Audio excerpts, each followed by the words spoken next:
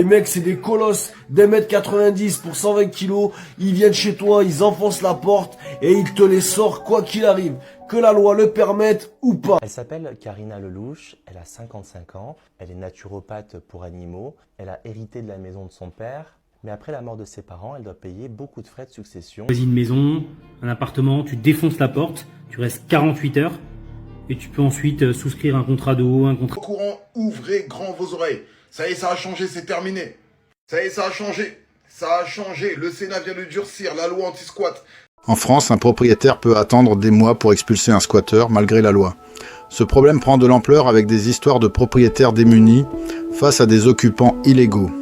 Aujourd'hui, on se demande si les récentes modifications législatives changeront vraiment la donne ou si les propriétaires coquettes resteront sans recours face à cette situation. Regarde les squatteurs qui rentrent chez toi, qui s'installent dans ta maison et qui restent y vivre parce que la loi les protège. En Espagne, ils ont créé des milices qui vont directement les déloger de force. Les mecs, c'est des colosses d'1m90 pour 120 kilos. Ils viennent chez toi, ils enfoncent la porte et ils te les sortent quoi qu'il arrive.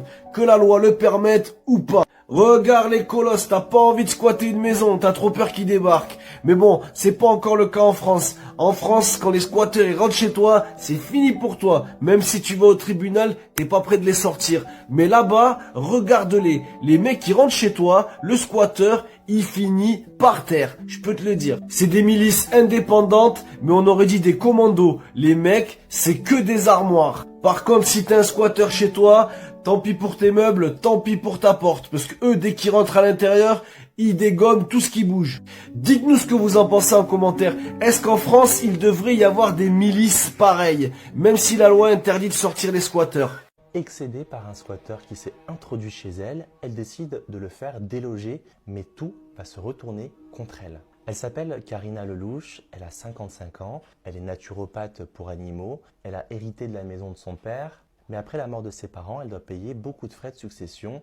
Les frais de succession, c'est l'argent que l'État demande quand quelqu'un meurt et que sa famille récupère ses biens. Karina se dit qu'elle doit vendre cette maison pour pouvoir les payer, sauf qu'un jour, elle se rend compte que la maison est occupée. Quelqu'un s'y est installé et la personne a fermé la maison à clé, mais il y a un accès par l'arrière. Pour la justice, il n'y a pas d'effraction, ça signifie que le squatteur n'a pas forcé une porte ou cassé une fenêtre. Il serait donc entré par une porte ouverte et ça change tout au regard de la loi. Karina veut récupérer sa maison, mais la procédure pour expulser un squatteur est extrêmement longue et pendant ce temps, elle doit vendre rapidement, sauf qu'avec quelqu'un à l'intérieur, le prix de la maison chute énormément. Qui voudrait acheter une maison dans ces conditions? Le squatteur vit toujours dans la maison, il fait changer les compteurs, il fait installer la fibre, pendant que Karina, elle vit dans un petit T1 avec sa fille, elles dorment toutes les deux dans le même lit, elle ressent une injustice immense. Un jour, un homme la contacte, il lui propose de se débarrasser du squatteur par la force en échange de 5 000 €.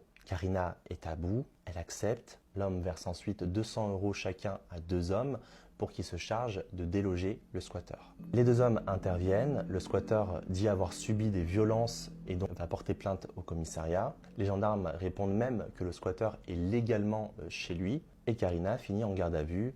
On lui prend ses empreintes, son ADN, on l'accuse d'association de malfaiteurs. Elle risque jusqu'à 10 ans de prison. Finalement, elle est condamnée à 1 an de prison avec sursis, à 1 200 € de dommages et intérêts à payer au squatteur parce qu'il aurait été gêné dans son occupation. Il reproche même qu'il n'avait pas de chauffage et qu'il avait froid. Karina ouvre une pétition et en 2 mois, elle recueille plus de 60 000 signatures. En ligne, des milliers de personnes s'indignent, ne comprennent pas cette loi qui semble protéger les squatteurs plutôt que les propriétaires. Et aujourd'hui, le squatteur vit toujours dans la maison.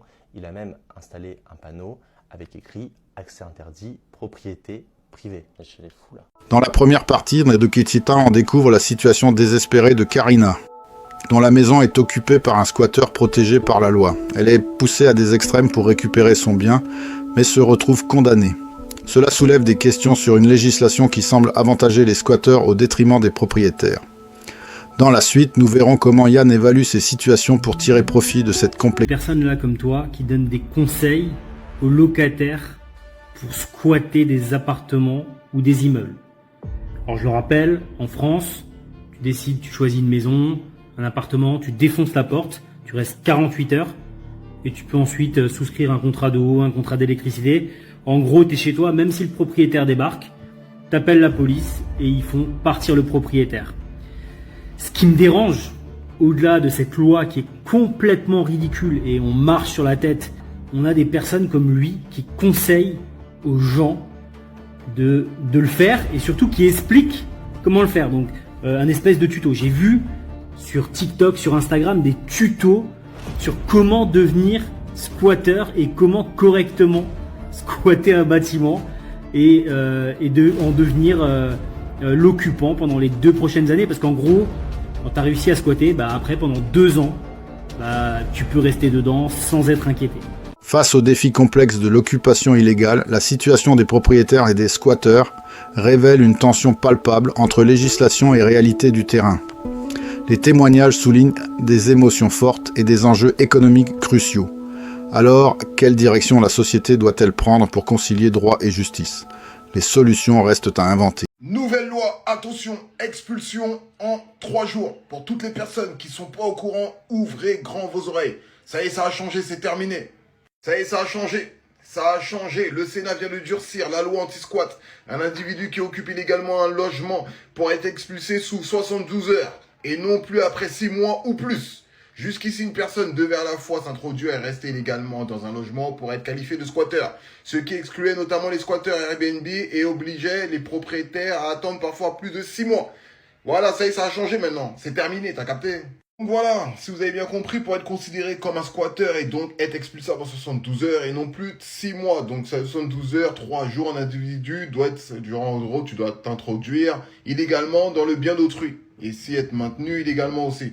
Donc là, c'est fini ça. Ça, c'est terminé, tu peux plus le faire. Fini, fini.